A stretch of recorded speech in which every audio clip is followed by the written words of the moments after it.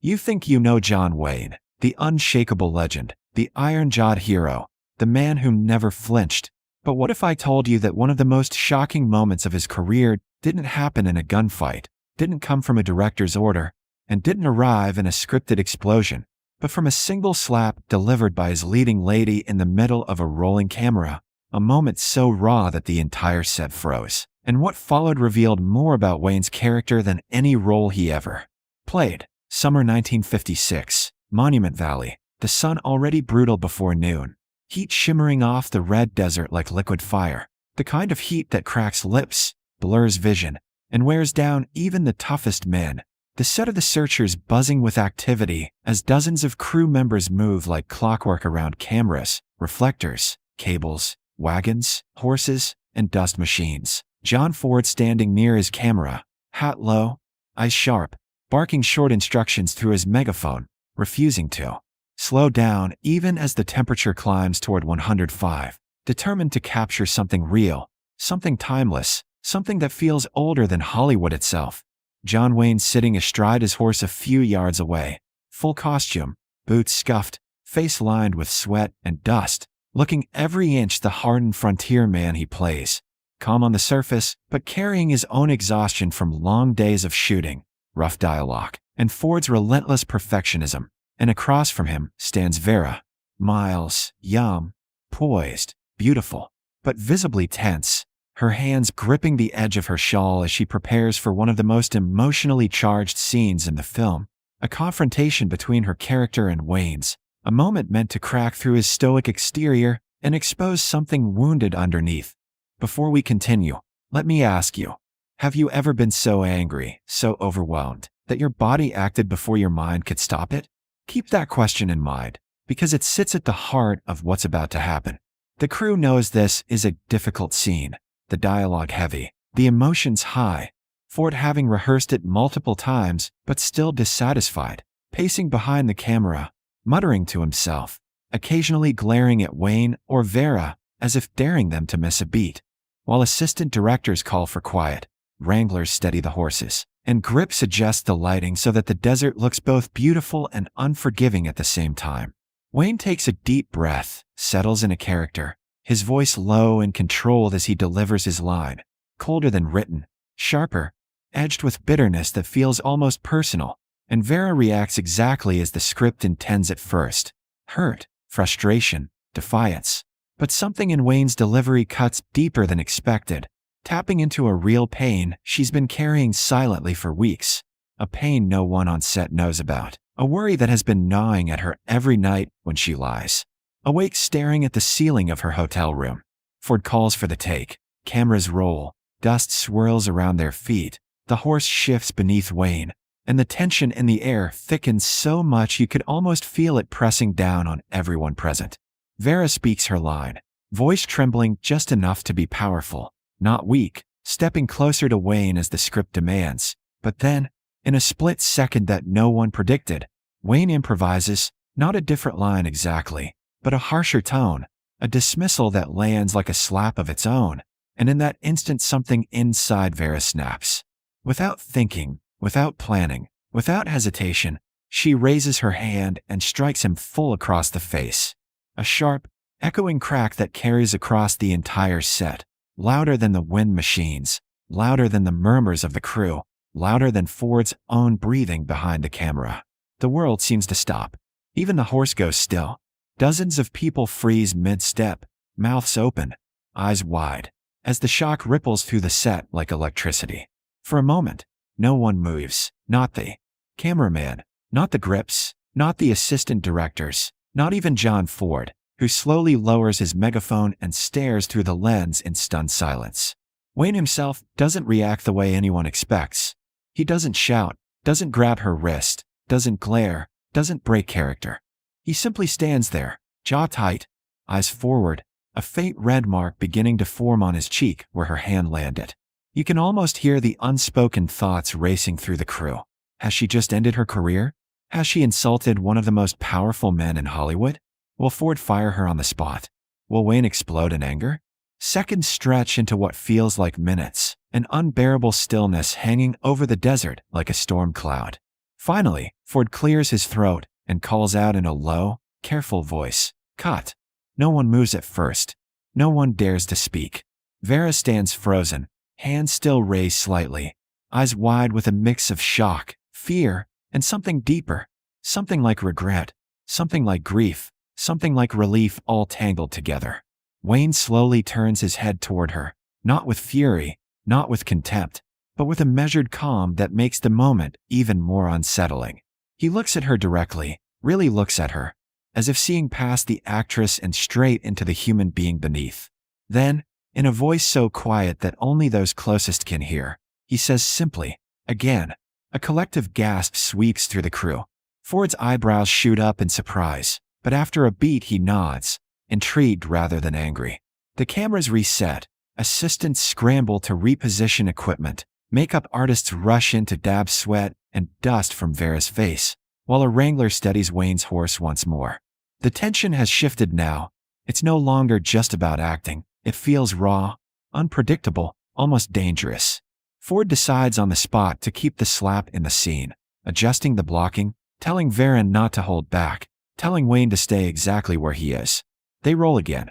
This time, when Vera slaps him, the impact is even clearer, the sound even sharper, and Wayne still barely flinches, absorbing it like a man who understands that sometimes you let the moment happen instead of controlling it.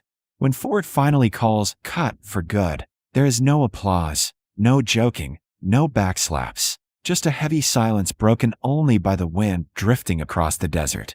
Vera stands there shaking, overwhelmed by what she's done, terrified of the consequences, while Wayne turns his horse and rides slowly out of frame, leaving the crew staring after him in stunned disbelief, knowing they have just witnessed something far beyond a simple movie scene, a collision of performance, emotion, and truth that none of them will ever forget.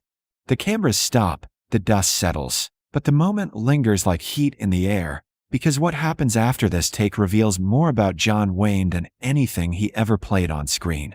Monument Valley grows quiet except for wind sliding across the rocks, the crew still frozen in place, unsure whether they've just witnessed cinematic brilliance or a professional catastrophe, while Vera Miles stands rooted to the spot, breath shallow, hand trembling, suddenly aware of every stare, every whisper, every possible headline that could follow her tomorrow.